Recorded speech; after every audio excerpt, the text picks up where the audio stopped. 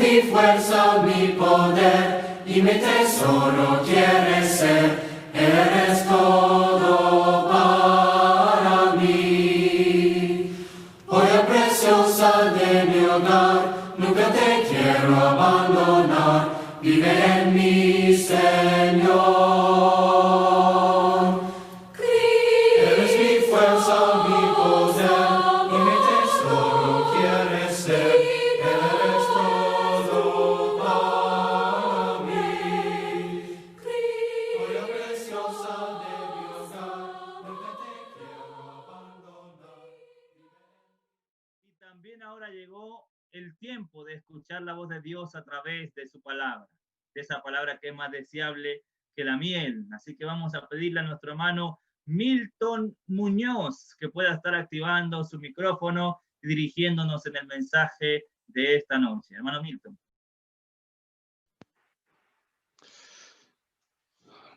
Muchas gracias, amado hermano. Dios habla cuando su palabra es trazada fielmente. Dios no habla cuando desviamos el mensaje. De modo que tenemos una seria responsabilidad frente a Dios, frente a su palabra y frente a la iglesia de exponer fielmente el mensaje. Yo quiero que pensemos en nuestra responsabilidad como predicadores, como ministros, como personas que enseñamos, todos ustedes, cada uno de nosotros, tenemos la responsabilidad de enseñar la palabra de Dios, de modo que cuando exponemos el mensaje, cuando enseñamos a otros la palabra de Dios, estamos dando, como hemos dicho en otras ocasiones, dando imágenes de Dios a la gente. Luego, si las imágenes de Dios son correctas, basado en la correcta entendimiento de la palabra y la correcta enseñanza, estamos dando imágenes de Dios correctas a las personas. Luego las personas pueden formarse una opinión, una imagen correcta de Dios para acudir a este Dios que surge de las escrituras. La idolatría no solamente está en cuanto a imágenes, sino también cuando imágenes concretas, sino también cuando tenemos una idea de Dios en nuestra mente, aún siendo cristianos, y esta idea de Dios no cuadra con las escrituras. Eso es una forma de idolatría, acercarse a un Dios que no existe en la escritura. Y eso tiene que ver con la enseñanza que damos, con la capacitación que estamos dando a las personas, a quienes nos escuchan. Entonces, quiero que pensemos un poco en 1 Timoteo capítulo 4, versículo 6. Dice versículo 6, si esto enseñas a los hermanos, serás buen ministro de Jesucristo, nutridos con las palabras de fe y de la buena doctrina que has seguido. Versículo 6 está dentro del pasaje que va hasta el versículo 16 y lo que hace este pasaje, capítulo 4, versículos 6 al 16, es tomar como punto de partida la falsa doctrina que ha mencionado Pablo en capítulo 4, versículo 1 al 5. Ese es el punto de partida, para luego instruir a Timoteo acerca de la responsabilidad de instruir a los miembros de la iglesia sobre las verdades que acaban de ser expuestas. En versículo 11, Pablo dice a Timoteo, esto manda y enseña. Y el cumplimiento, en el cumplimiento de esta tarea, Pablo pide a Timoteo que, versículo 12, sea un ejemplo de los creyentes. Versículo 13, que preste atención a los deberes propios de su ministerio, que son la lectura pública de las escrituras, la exhortación, la enseñanza, y versículo 14, que no descuide su don espiritual, que tenga cuidado de él mismo y de la enseñanza. Entonces, desde el capítulo 4, versículo 6 y hasta el versículo 16, de alguna manera Pablo nos refiere el criterio por el cual podríamos evaluar a un predicador, a un pastor, a un ministro. A menudo se evalúa el ministerio o se evalúa a un ministro o a un predicador por cuánta cantidad de hermanos hay en la congregación o si se ya tiene un edificio o cuántos bautismos realiza. Bueno, aunque esas cosas tienen importancia, no son los criterios bíblicos para evaluar a un predicador, si es que queremos evaluar, o a un ministro o a un pastor. En capítulo 4, versículos 6 al 16, Pablo define ciertos criterios, define alguna norma por la que un predicador pudiera ser evaluado, si es que queremos evaluar, ¿no? O hacer nuestra propia evaluación, mi propia evaluación. Y las palabras del versículo 6 son importantes. Dice, serás un buen ministro de Jesucristo. Estas palabras es lo que sustenta todo lo que dice hasta el versículo 16. Entonces, en 4, 16 al 16, Pablo orienta a Timoteo a que sea un buen ministro de Jesucristo, o un diácono, que es la palabra que se usa ahí, ¿no? Que sea un buen ministro de Jesucristo al mostrar en ese pasaje las varias características que deben distinguir el ministerio de un siervo de Jesucristo. ¿Qué hace a un ministro, un buen ministro de Jesucristo? Pablo comienza diciendo en versículo 6, si esto enseñas a los hermanos. El tiempo presente del verbo enseñar aquí indica que Timoteo debía constantemente advertir a los hermanos. Y en el contexto de primera Timoteo, la misión de este Timoteo es advertir a los cristianos de los peligros que pueden dejarse caer sobre la iglesia que proceden de los falsos maestros que están ahí en Éfeso. Y si existe la probabilidad muy concreta, muy cierta, de que los falsos maestros provengan de los mismos pastores que están ahí en Éfeso, la tarea de Timoteo es doblemente complicada, ¿no? Pero a pesar de todo, a pesar de dónde provenga la falsa enseñanza, Dios hace, de alguna manera, amados hermanos y hermanas, Dios hace responsables a los predicadores, los ministros o pastores, de advertir a la iglesia acerca del peligro de la falsa enseñanza.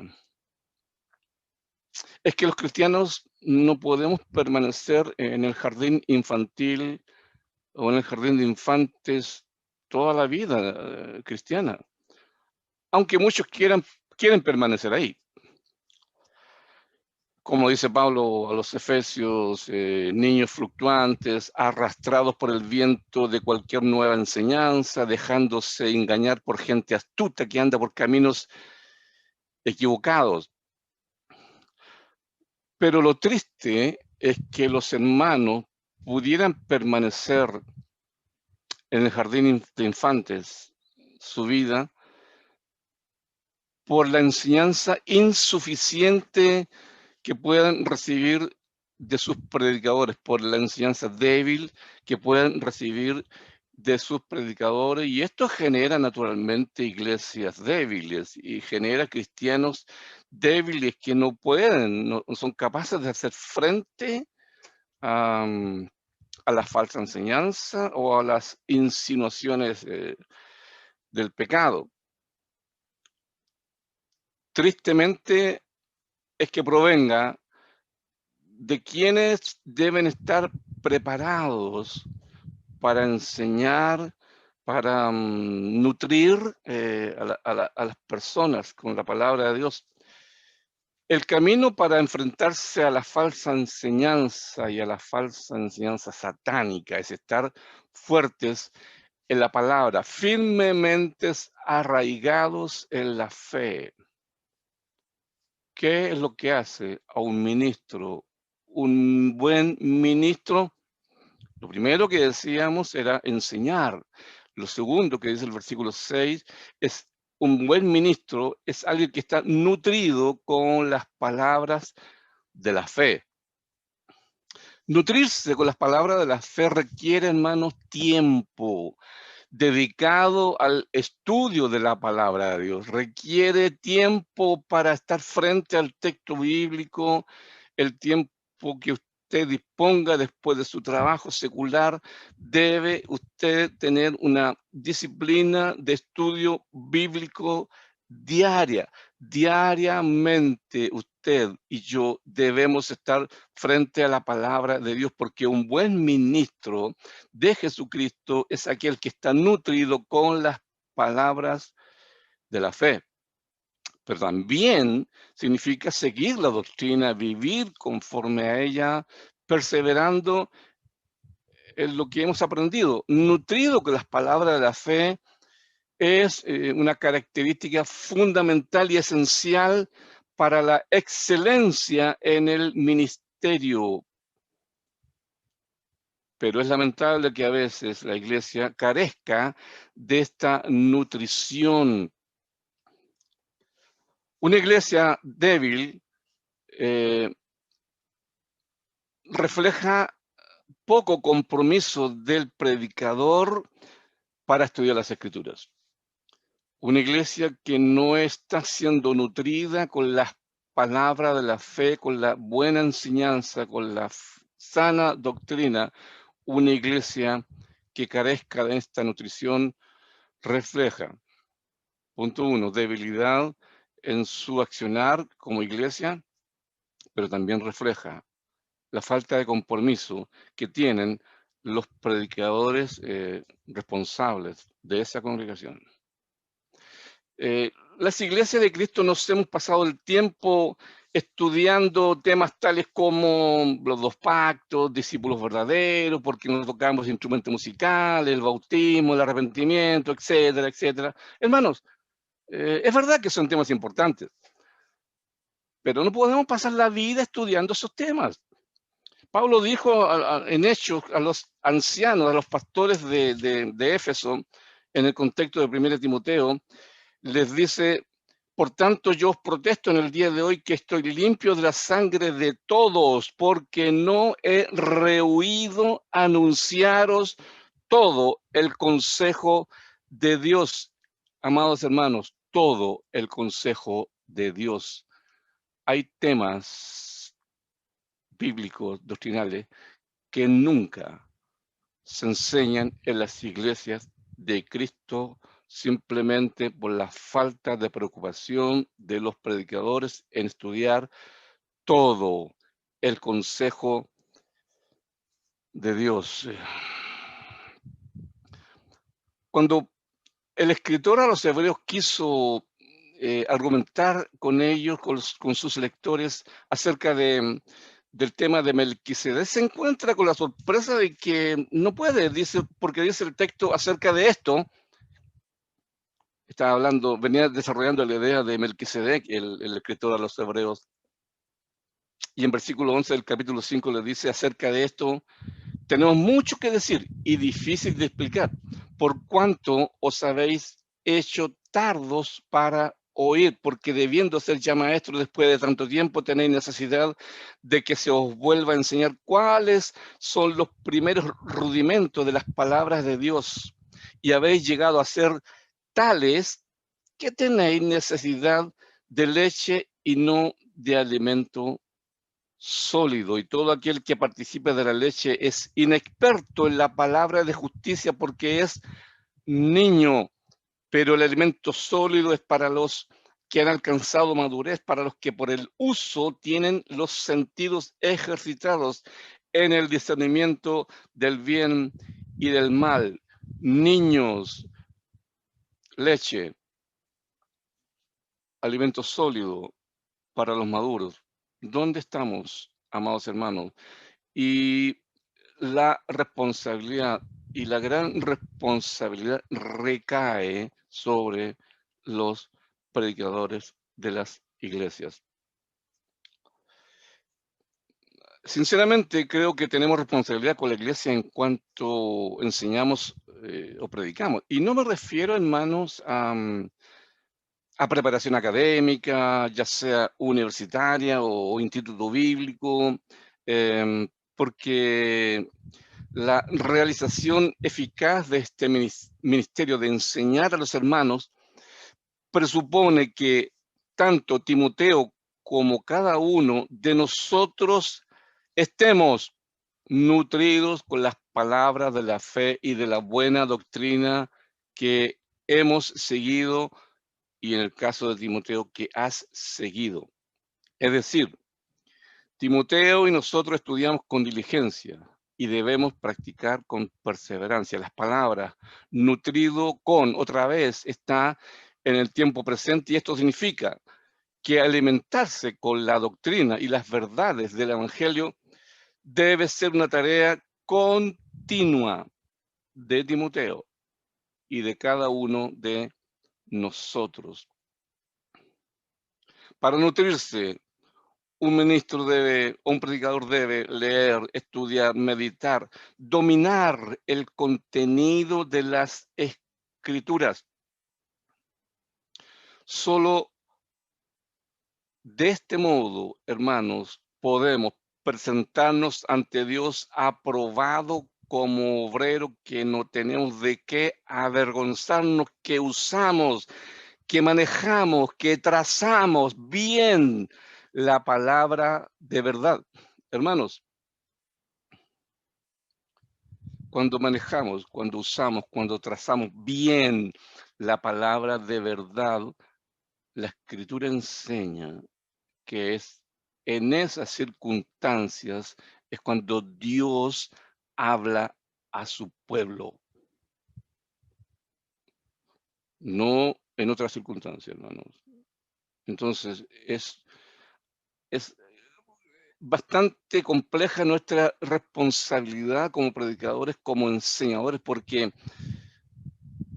estamos formando personas, cristianos, les estamos dando la enseñanza que les capacita para salvación, hermanos. Sí, esto es bastante serio. Es por eso que antes de acometer la tarea de desarrollar enseñanza, predicación, primero sentémonos a estudiar, sentémonos a considerar la palabra de Dios bien considerada, porque para poder nutrir a otro es necesario estar bien nutrido. Para enseñar las Escrituras es necesario estar bien formado y bien informado. No se puede enseñar sin conocer las Escrituras. Y este proceso de aprendizaje requiere tiempo, requiere dedicación, requiere que estemos frente al texto bíblico continuamente, aprendiendo, siendo enseñados por Dios. No se trata, hermanos, de un devocional diario, ni una lectura de 5 o 10 minutos. No, hermanos, se trata de, por ejemplo, si usted así lo desea, tomar un libro de la Biblia y dedicarse todo el tiempo que sea necesario para estudiarlo. Si es necesario estar 6 meses, un año, frente a un solo libro de la Biblia, hermanos, debemos hacerlo. Nos olvidamos del resto de los libros de la Biblia y nos dedicamos a estudiar 1 Timoteo, 1 Tesalonicenses, 1 Corintios. Y yo le aseguro que en un año de estudio de un libro, usted será un maestro de ese libro y podrá aprender mucho y podrá predicar mucho de ese libro. Pablo dice a Timoteo, la buena doctrina que has seguido. Y eso tiene la idea de perseverancia. Es decir, que Timoteo había continuado en el estudio y las enseñanzas que había recibido. Amados hermanos, tenemos una gran responsabilidad frente a Dios y frente a la iglesia. ser responsables en el estudio de la palabra de Dios para que podamos exhortar con sana enseñanza. Le invito a orar. Padre bueno, una vez más estamos en tu presencia, Señor. Qué hermoso. Qué hermoso, Señor, estar una vez más en tu presencia y nos acercamos a este trono de la gracia para darte gracias por tanta bendición que nos has dado. Sentimos, Señor, hasta donde podemos sentirlo, el dolor de nuestros hermanos, el amor, el dolor de nuestros hermanos allá en Lima, la familia de John Santibáñez que están sufriendo y tantos hermanos que están sufriendo por esta enfermedad. Padre mío, bendíceles, dale fortaleza. Y a nosotros, danos siempre el intenso deseo, Señor, el intenso deseo de estar siempre frente a tu palabra, para poder ser nutridos por ti y a la vez después nutrir a otros y fundamentar a otros en tu verdad, para que podamos ser personas arraigadas profundamente en tu palabra y que nada ni nadie pueda sacarnos de este camino glorioso. Padre mío, ayúdanos, danos fortaleza y repito en esta oración, danos el intenso deseo de estar frente a tu palabra para ser enseñado por ti. Gracias, Dios mío, y bendice cada hermano, cada hermana, Señor, que está en su hogar, en esta circunstancia, en este momento. Bendice, Señor, sus vidas y coloca, Señor, el deseo en ellos de estudiar tu palabra seriamente.